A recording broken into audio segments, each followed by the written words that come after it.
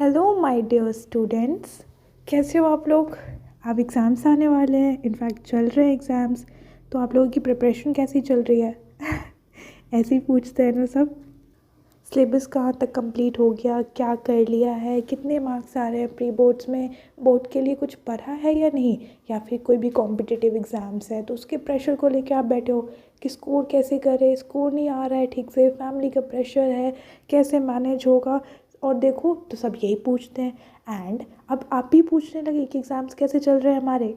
So don't worry, I am here to tell you कि आपको कैसे स्कोर करना है without wasting too much of time. So welcome back to my channel. And आप लोगों को तो मेरा नाम और चैनल का नाम पता ही है, जो मेरे नाम पे ही है। आज हम इस बारे में डिस्कस करेंगे कि जैसे अब बोर्ड्स के कुछ ही टाइम बच रहे हैं, राइट। पहले बोर्ड स्टूडेंट के बारे में बात करते हैं। वैसे जो सॉल्यूशन है वो कॉमन है फॉर एवरी कॉम्पिटिटिव एग्जामिनेशंस और बोर्ड के स्टूडेंट्स के लिए। तो जैसे कि हमें पता है कि बोर्ड्स के डेट शीट आ गए हैं, जैसे फेब में पेपर होने वाला है एंड अभी प्री बोर्ड्स चल रहे हैं, राइट। उसके बाद फिर गैप भी होगा, बहुत सी चीज़ें बीच में, कुछ लोगों के प्रैक्टिकल्स भी चलेंगे, बहुत सी चीज़ें जो होती हैं फॉर्मूला मतलब जो भी फॉर्मेलिटीज़ वगैरह होती हैं, राइट। अब एंड मोमेंट पे तो जिसका सिलेबस कंप्लीट नहीं है और जिसका हो भी चुका है तो उन्हें क्या करना चाहिए। देखो, जैसे कि जो हमारे एजुकेशन का पैटर्न है ना, अभी तो हम उस पर ये नहीं लेके बैठ सकते ना, डिस्कशन या डिबेट तो नहीं कर सकते कि हमारा इंडियन एजुकेशन सिस्टम जो है थोड़ा वीक है, कुछ भी मतलब न्यू इनोवेशन नहीं होता है उसमें, कुछ ऐसा नहीं है, बस रट के जाओ और वहाँ पे लिख के आ जाओ। तो अभी अगर ये डिबेट करने लगे तो मार्क्स भी जाएंगे, राइट। तो अब हम करें इस टाइम में तो क्या। तो एक ऑप्शन हमारे पास हमेशा बचता है। अगर आप किसी और वीडियो पे जाते हो, किसी चैनल पे जाते हो, आप सर्च करते हो कि कैसा क्या करे कि जिससे स्कोर आए 100 आउट ऑफ 100 और 90% और 80%, राइट। तो ये सब करने में हम टाइम वेस्ट करते हैं और कुछ कुछ वीडियोस में इतनी लंबी हो जाती है कि वो सॉल्यूशन तो बताते हैं बट बहुत स्ट्रेच करके ले जाते हैं। सो डोंट वरी, मैं ज़्यादा टाइम नहीं लूँगी। मैं एक जो बता रही हूँ वो 110% वर्किंग है। एंड ट्रस्ट मी, ये चीज़ बिल्कुल सही पाई गई है और प्रैक्टिकलिटी के साथ मैं कह रही हूँ ये चीज़।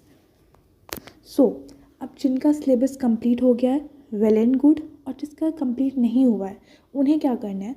जैसे आपके पास NCERTs होती है और NCERT से आते हैं, NCERT से कहते हैं कि आप NCERT पर हो, या ऐसे क्वेश्चंस आएंगे, ये आएंगे, वो आएंगे। ट्रू समवेयर, बट हम ये पूरा नहीं मान के चल सकते।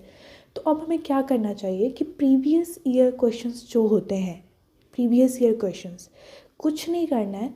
आपको हर एक सब्जेक्ट्स के PYQ सॉल्व करने हैं एंड उसी क्वेश्चंस को याद करके जाना है एंड उसी क्वेश्चंस को समझ के जाना है। फॉर मैथ्स और जो न्यूमेरिकल सब्जेक्ट्स होते हैं, you just have to practise some numericals, right. Formulas याद होने चाहिए और न्यूमेरिकल प्रैक्टिस कर लो PYQ के पैटर्न पे, ठीक है। वो प्रैक्टिस करने के बाद न्यूमेरिकल वाला पार्ट जो होता है वो तो आपके सब मतलब जो भी क्वेश्चंस है, नंबर्स इधर उधर होते हैं, बाकी सब तो मैनेज हो जाता है। And we talk about theory वाला subject, then what you have to do is, आपको जो भी मैंने कहा है कि PYQ है सारे सब्जेक्ट्स के, तो आप डेट बना लो, डेट वाइज। जैसे इस दिन इस सारे सब्जेक्ट के मुझे PYQ करने हैं एंड वो सारे PYQ आपको याद होने चाहिए by heart at any cost. And trust me when I से दिस कि यही क्वेश्चंस बोर्ड में आएंगे ही आएंगे। Without wasting too much of time, अभी से आप PYQ पे फोकस करना स्टार्ट करो। अगर सिलेबस कंप्लीट नहीं है, चैप्टर्स नहीं पढ़ रखा है, don't need to be worry, आप भी स्कोर कर सकते हो, ठीक है। बस ये करना है कि चैप्टर उठाया, अगर जो इजी लग रहा है चैप्टर वाइज आप PYQ देखो कि इस चैप्टर से रिलेटेड प्रीवियस ईयर क्वेश्चंस कितने आए हैं और कौन कौन से क्वेश्चंस आए हैं, राइट। उस क्वेश्चंस पे फोकस करो हर एक चैप्टर के वाइज। 10 क्वेश्चंस होते हैं मैक्स टू मैक्स, 8 या 10 क्वेश्चन होते हैं एक चैप्टर के, ठीक है। तो जितने चैप्टर्स हैं आप उतने निकालो। किसी किसी चैप्टर्स में 2 ही क्वेश्चंस इंपॉर्टेंट होते हैं किसी किसी टॉपिक से रिलेटेड, राइट। तो उस चैप्टर वाइज आपने PYQ निकाला, राइट। एंड उसके बाद आपको क्या करना है, जैसे सब कुछ हो जाएगा तो आप एक फुल जो होता है ना PYQ सैम्पल पेपर जब आप देते हो, टेस्ट मॉक टेस्ट लगाते हो, तो वो आपको करना है। जैसे आप वो कर लोगे तो आपको पता चल जाएगा, अच्छा इसी से रिपीटेटिव क्वेश्चंस उसमें भी पूछे गए हैं। आई होप कि मैं ज़्यादा स्पीड में नहीं बोल रही हूँ, मैं रिपीट करती हूँ ठीक से, ठीक है। फॉर एनी कॉम्पिटिटिव एग्जामिनेशन और बोर्ड एग्जामिनेशन आप लोगों को क्या करना है, हर एक चैप्टर्स को लेना है, चैप्टर्स वाइज सारे क्वेश्चंस आपको लिखने हैं जो भी प्रीवियस ईयर में पूछे गए हैं लास्ट टाइम्स, जो इम्पॉर्टेंट टॉपिक्स हैं, ठीक है। आप चैप्टर वाइज उसके सारे क्वेश्चंस लिखोगे।